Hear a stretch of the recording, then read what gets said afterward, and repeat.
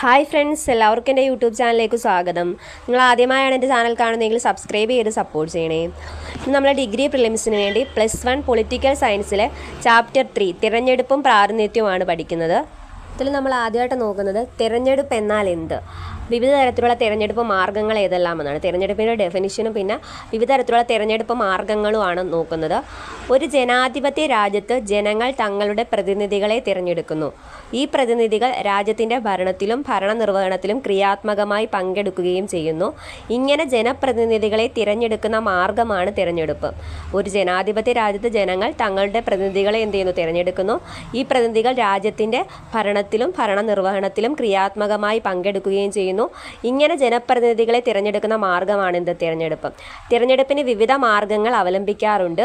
ഇവയിൽ പ്രധാനപ്പെട്ടവയാണ് കേവല ഭൂരിപക്ഷവും ആനുപാതിക പ്രാതിനിധ്യ സമ്പ്രദായവും. തിരഞ്ഞെടുപ്പിൻ്റെ രണ്ട് പ്രധാനപ്പെട്ട മാർഗ്ഗങ്ങൾ ഏതൊക്കെയാണ്? കേവല ഭൂരിപക്ഷ വ്യവസ്ഥയും ആനുപാതിക പ്രാതിനിധ്യ സമ്പ്രദായവും. അതിനെപ്പറ്റിയാണ് നമ്മൾ ഈ പാഠത്തിൽ ഡീറ്റെയിൽ ആയിട്ട് നോക്കുന്നത്.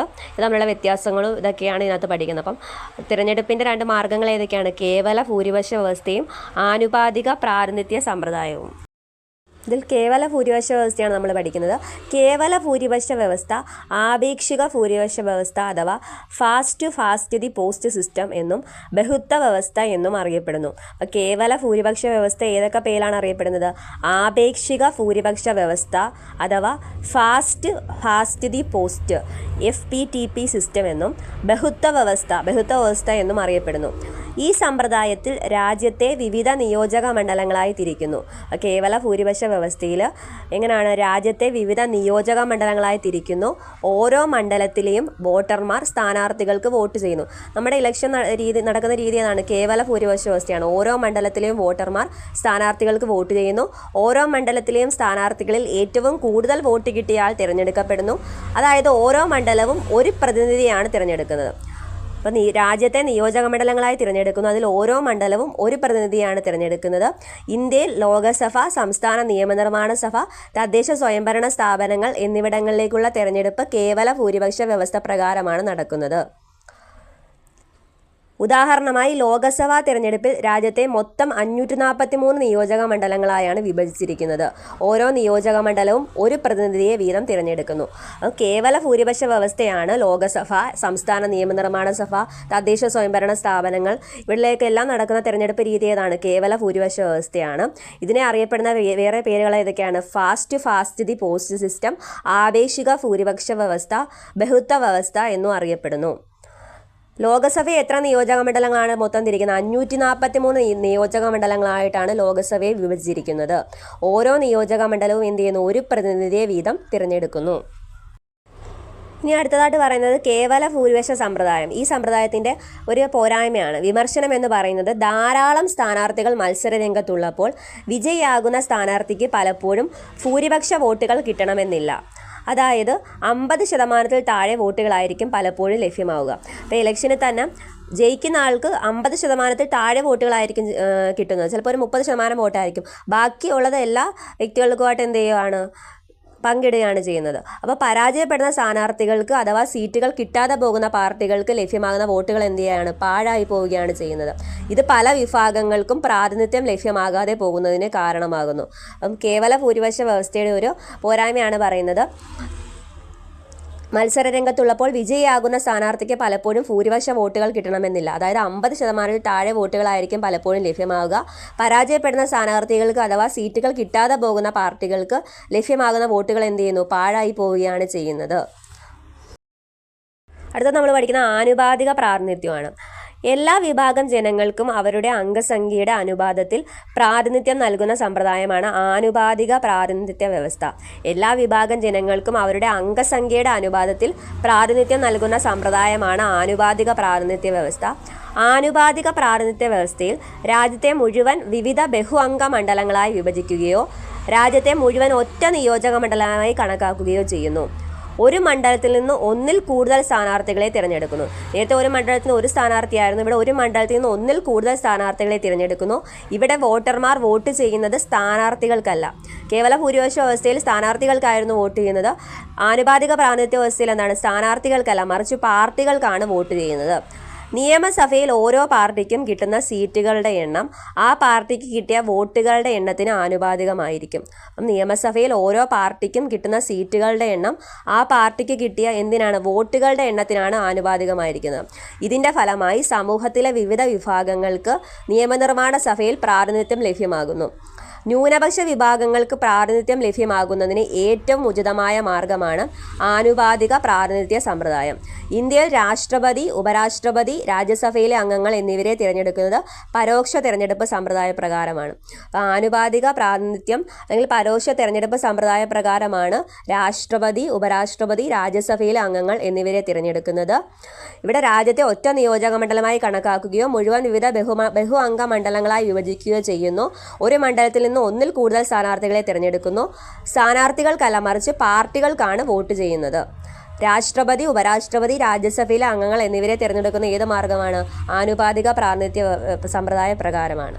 അടുത്തത് കേവല ഭൂരിപക്ഷ സമ്പ്രദായവും FPTPയും ആനുപാതിക പ്രാതിനിധ്യ വ്യവസ്ഥ PR തമ്മിലുള്ള വ്യത്യാസമാണ് നമ്മൾ നോക്കുന്നത്, താരതമ്യമാണ് നോക്കുന്നത്. കേവല ഭൂരിപക്ഷം അല്ലെങ്കിൽ FPTP നിയോജക മണ്ഡലങ്ങൾ അല്ലെങ്കിൽ ജില്ലകൾ എന്ന് വിളിക്കുന്ന ചെറിയ ഭൂപ്രദേശ യൂണിറ്റുകളായി എന്ത് ചെയ്യുന്നു? രാജ്യത്തെ വിഭജിച്ചിരിക്കുന്നു. ആനുപാതിക പ്രാതിനിധ്യത്തിൽ വലിയ ഭൂപ്രദേശത്തെ നിയോജക മണ്ഡലങ്ങളായി നിജപ്പെടുത്തിയിരിക്കുന്നു.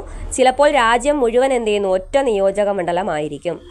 ഇനി കേവല ഭൂരിപക്ഷത്തെ എല്ലാ നിയോജക മണ്ഡലത്തിൽ നിന്നും ഓരോ പ്രതിനിധികളെ വീതമാണ് തിരഞ്ഞെടുക്കുന്നത്. ആനുപാതിക പ്രാതിനിധ്യ വ്യവസ്ഥയിൽ ഒരു നിയോജക മണ്ഡലത്തിൽ നിന്ന് തന്നെ ഒന്നിലധികം പ്രതിനിധികളെ എന്ത് ചെയ്യുന്നു? തിരഞ്ഞെടുക്കുന്നു. വോട്ടർമാർ ഒരു സ്ഥാനാർത്ഥിക്കാണ് കേവല ഭൂരിപക്ഷത്തിൽ വോട്ട് നൽകുന്നത്. ഇവിടെ ആനുപാതിക പ്രാതിനിധ്യത്തിൽ വോട്ടർമാർ പാർട്ടിക്കാണ് വോട്ട് നൽകുന്നത്. ഒരു പാർട്ടിക്ക് കിട്ടിയ വോട്ടിൻ്റെ ശതമാനത്തേക്കാൾ കൂടുതൽ സീറ്റ് നിയമനിർമ്മാണ സഭയിൽ ലഭിക്കാം. കേവല ഭൂരിപക്ഷത്തിൽ ഒരു പാർട്ടിക്ക് കിട്ടിയ വോട്ടിൻ്റെ ശതമാനത്തേക്കാൾ കൂടുതൽ സീറ്റ് നിയമനിർമ്മാണ സഭയിൽ ലഭിക്കാം. എന്നാൽ ആനുപാതിക പ്രാതിനിധ്യത്തിൽ ഓരോ പാർട്ടിക്കും അവർക്ക് ലഭിച്ച വോട്ടിന് ആനുപാതികമായിട്ടാണ് സീറ്റ് ലഭിക്കുന്നത്. കേവല ഭൂരിപക്ഷത്തിൽ വിജയിക്കുന്ന സ്ഥാനാർത്ഥിക്ക് ഭൂരിപക്ഷം വോട്ട് ലഭിക്കണമെന്നില്ല. നമ്മൾ നേരത്തെ പറഞ്ഞ വോട്ട് പാഴായി പോകുന്നതിനും വിജയിക്കുന്ന സ്ഥാനാർത്ഥിക്ക് ഭൂരിപക്ഷം വോട്ട് ലഭിക്കണമെന്നില്ല. എന്നാൽ ആനുപാതിക പ്രാതിനിധ്യത്തിൽ വിജയിക്കുന്ന സ്ഥാനാർത്ഥിക്ക് എന്ത് ചെയ്യുന്നു? ഭൂരിപക്ഷം വോട്ട് ലഭിക്കുന്നു. കേവല ഭൂരിപക്ഷം FPTP നിലനിൽക്കുന്ന രാജ്യങ്ങൾക്ക് ഉദാഹരണം ബ്രിട്ടൻ, ഇന്ത്യ. ആനുപാതിക പ്രാതിനിധ്യം നിലനിൽക്കുന്ന രാജ്യങ്ങൾക്ക് ഉദാഹരണം ഏതാണ്? ഇസ്രയേലും നെതർലൻഡുമാണ്. ആനുപാതിക പ്രാതിനിധ്യം നിലനിൽക്കുന്ന രാജ്യങ്ങൾക്ക് ഉദാഹരണം ഇസ്രയേലും നെതർലൻഡുമാണ്. അടുത്തത് സാർവത്രിക പ്രായപൂർത്തി വോട്ടവകാശമാണ്. സാർവത്രിക വോട്ടവകാശത്തെക്കുറിച്ച് വിവരിക്കുക.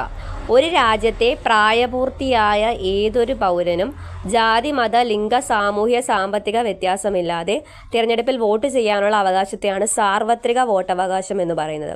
ഒരു രാജ്യത്തെ പ്രായപൂർത്തിയായ ഏതൊരു പൗരനും ജാതി, മത, ലിംഗ, സാമൂഹ്യ, സാമ്പത്തിക വ്യത്യാസമില്ലാതെ തിരഞ്ഞെടുപ്പിൽ വോട്ട് ചെയ്യാനുള്ള അവകാശത്തെയാണ് സാർവത്രിക വോട്ടവകാശം എന്ന് പറയുന്നത്. ഇന്ത്യൻ ഭരണഘടനയുടെ 326 വകുപ്പ് സാർവത്രിക വോട്ടവകാശം ഏത് ആർട്ടിക്കിളാണ്? 326 326 വകുപ്പിലാണ് സാർവത്രിക വോട്ടവകാശത്തെക്കുറിച്ച് പ്രതിപാദിക്കുന്നത്. ഇന്ത്യൻ ഭരണഘടനയുടെ 326 വകുപ്പ് ലോകസഭയിലേക്കും നിയമസഭയിലേക്കുമുള്ള തിരഞ്ഞെടുപ്പുകൾ പ്രായപൂർത്തി വോട്ടവകാശത്തിന്റെ അടിസ്ഥാനത്തിലായിരിക്കണം എന്ന് വ്യവസ്ഥ ചെയ്യുന്നു. ഇന്ത്യയിൽ വോട്ടവകാശത്തിനുള്ള കുറഞ്ഞ പ്രായം 21 നിന്നും 18 കുറച്ച ഭരണഘടനാ ഭേദഗതി ഏതാണ്? 1989 61 ഭരണഘടനാ ഭേദഗതിയാണ്. വോട്ടവകാശത്തിനുള്ള കുറഞ്ഞ പ്രായം 21 നിന്നും 18 കുറച്ച ഭരണഘടനാ ഭേദഗതി ഏതാണ്? 1989 61 ഭരണഘടനാ ഭേദഗതിയാണ്. അടുത്തത് ലോകസഭയിലേക്കും സംസ്ഥാന നിയമനിർമ്മാണ സഭയിലേക്കും മത്സരിക്കുന്നതിനുള്ള കുറഞ്ഞ പ്രായപരിധി എത്രയാണ്? 25 വയസ്സാണ്. ലോകസഭയിലേക്കും സംസ്ഥാന നിയമനിർമ്മാണ സഭയിലേക്കും മത്സരിക്കുന്നതിനുള്ള കുറഞ്ഞ പ്രായപരിധി 25 വയസ്സാണ്. രാജ്യസഭയിലേക്ക് മത്സരിക്കുന്നതിനുള്ള കുറഞ്ഞ പ്രായപരിധി എത്രയാണ്? 30 വയസ്സാണ്. അപ്പോൾ ലോകസഭയിലേക്കും നിയമനിർമ്മാണ സഭയിലേക്കും മത്സരിക്കുന്നതിനുള്ള കുറഞ്ഞ പ്രായപരിധി 25 വയസ്സ്. രാജ്യസഭയിലേക്ക് മത്സരിക്കുന്നതിനുള്ള കുറഞ്ഞ പ്രായപരിധി 30 വയസ്സാണ്.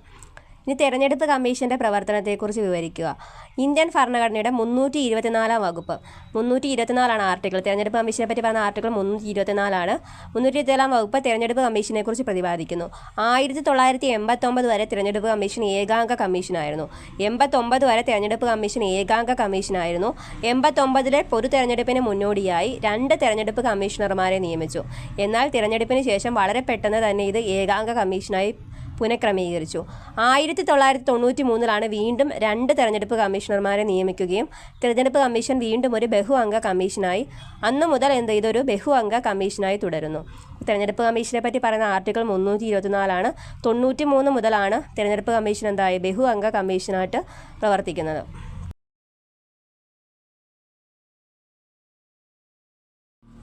രണ്ട് കമ്മീഷണർമാർ ഉൾപ്പെടെ 3 അംഗ കമ്മീഷനാണ് ഇപ്പോൾ നിലവിലുള്ളത്. 2 അംഗ കമ്മീഷണർമാർ ഉൾപ്പെടെ 3 അംഗ കമ്മീഷനാണ് ഇപ്പോൾ നിലവിലുള്ളത്. രാഷ്ട്രപതിയാണ് ഇവരെ നിയമിക്കുന്നത്. ഇവരുടെ കാലാവധി 6 വർഷം അല്ലെങ്കിൽ 65 വയസ്സ് തികയുന്നത് വരെയാണ്.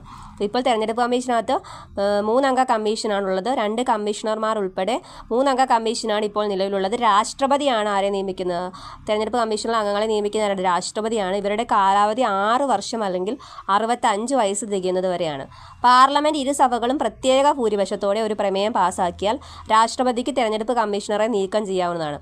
രാഷ്ട്രപതി തന്നെയാണ് തെരഞ്ഞെടുപ്പ് കമ്മീഷണറെ നിയമിക്കുന്നത്, അതുപോലെ തന്നെ നീക്കം ചെയ്യുന്നതും. അതിന് പാർലമെൻറ്റിൻ്റെ ഇരുസഭകളും പ്രത്യേക ഭൂരിപക്ഷത്തോടെ ഒരു പ്രമേയം പാസ്സാക്കിയാൽ മാത്രമേ രാഷ്ട്രപതിക്ക് തെരഞ്ഞെടുപ്പ് കമ്മീഷണറെ നീക്കം ചെയ്യാൻ പറ്റൂ.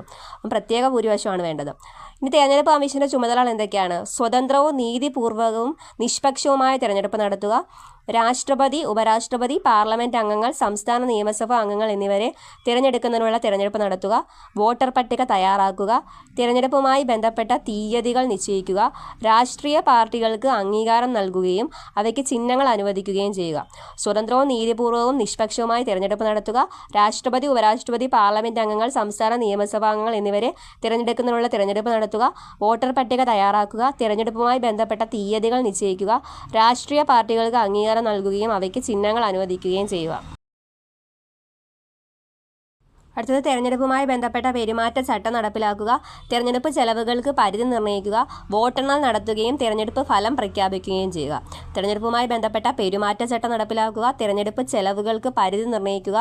വോട്ടെണ്ണൽ നടത്തുകയും തെരഞ്ഞെടുപ്പ് ഫലം പ്രഖ്യാപിക്കുകയും ചെയ്യുക. ഇത്രയാണ് തെരഞ്ഞെടുപ്പ് കമ്മീഷൻ്റെ ചുമതലകൾ. ഇന്ത്യയിലെ ആദ്യത്തെ തെരഞ്ഞെടുപ്പ് കമ്മീഷണർ ആരാണ്? സുകുമാർ സെൻ ആണ്. ഇന്ത്യയിലെ ആദ്യത്തെ തെരഞ്ഞെടുപ്പ് കമ്മീഷണർ സുകുമാർ സെൻ ആണ്. ഇന്ത്യയിലെ ആദ്യത്തെ വനിതാ തെരഞ്ഞെടുപ്പ് കമ്മീഷണർ VS രമാദേവിയാണ്. നമ്മളിന്ന് പൊളിറ്റിക്കൽ സയൻസിലെ ചാപ്റ്റർ 3 ആണ് പഠിച്ചത്, തിരഞ്ഞെടുപ്പും പ്രാതിനിധ്യവും. അപ്പോൾ ഡിഗ്രി പ്രിലിംസിന് നമുക്ക് ഉപകരിക്കും. അപ്പോൾ ഇനി തൊട്ട് NCERT ക്ലാസ്സുകളോട് ഉൾപ്പെടുത്താൻ ശ്രമിക്കാം. Okay, thank you all.